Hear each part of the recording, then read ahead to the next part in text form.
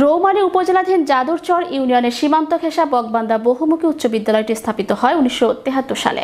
তফসিল বর্ণিত 99% জমি দীর্ঘদিন যাবৎ জবরদখলে রেখেছিলেন আব্দুল মান্নান নামের এক ব্যক্তিসহ তার দলবল। বকবান্দা বহুমুখী উচ্চ বিদ্যালয় তফসিল বর্ণিত জমিতে অনধিকার প্রবেশক্রমে বেদখল বা জবরদখল করতে না পারে এবং আকার আকৃতি পরিবর্তন করতে না পারে, তার জন্য বিবাদীগণের বিরুদ্ধে চিরস্থায়ী নিষেধাজ্ঞার জন্য কুড়িগ্রাম আদালতে মামলা দায়ের করেন বহুমুখী বিদ্যালয় পক্ষ। বিদ্যালয়ের জমি জবরদখলের অপচেষ্টা অভিযোগ প্রতিকার চেয়ে উপজেলার বিভিন্ন দপ্তরে অভিযোগ করে প্রতিকার না পেয়ে অবশেষে আদালতের দ্বারস্থ হই। প্রতিকার মেলেনি। জমি জবরদখলের বিষয়ে অভিযুক্ত ভূমিদস্যু আব্দুল মান্নান এর সঙ্গে কথা হলে তিনি বলেন, 30 বছর যাবৎ এই জমিতে হাল চাষ করে আসছি, এই জমি আমার। বকবান্দা উচ্চ বিদ্যালয়ের জমি খালের পাশের 18 নং খতিয়ানভুক্ত জমি 3, 4, 33 ও 6 দাগ নং জমি মোট 99%। 1989 সালে জমিটি অত্র গ্রামবাসী মসজিদের টাকা দিয়ে ক্রয় করিয়ে স্কুলের নামে দিয়ে দেন।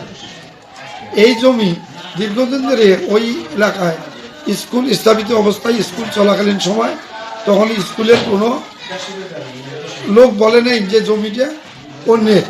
আজকে দীর্ঘ 20 বছর পর যে আমাদের পুরাতন হাই স্কুল ছিল, কিছু লোক আমাদের এই জমিটা ওরা ভোগ দখল করে থাকতো। আমার নেতৃত্বে এই জমিটা উদ্ধার করা হলো এবং খুঁটি কাটা হয়েছে। আজকে আমাদের মাননীয় সাবেক চেয়ারম্যান আইজুল সাহেব ছিল, আমাদের সাবেক সভাপতি মঞ্জিল মিয়া ছিল, আমাদের হেডমাস্টার রহমান সাহেব ছিল, এলাকার গণ্যমান্য ব্যক্তি নজরুল নম্বর ছিল গণ্যমান্য ব্যক্তি। ওনার নেতৃত্বে আমরা এই জমিটা দখল করলাম। আমি এইরকমভাবে আমার একটা জমিন, আমি ওই 14 দাগের জমিনটা আমি এইভাবে 30-40% খাইতে আছি।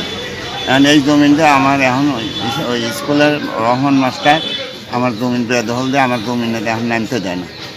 এখন আমি কামলা ফেরত দিয়ে দিচ্ছি।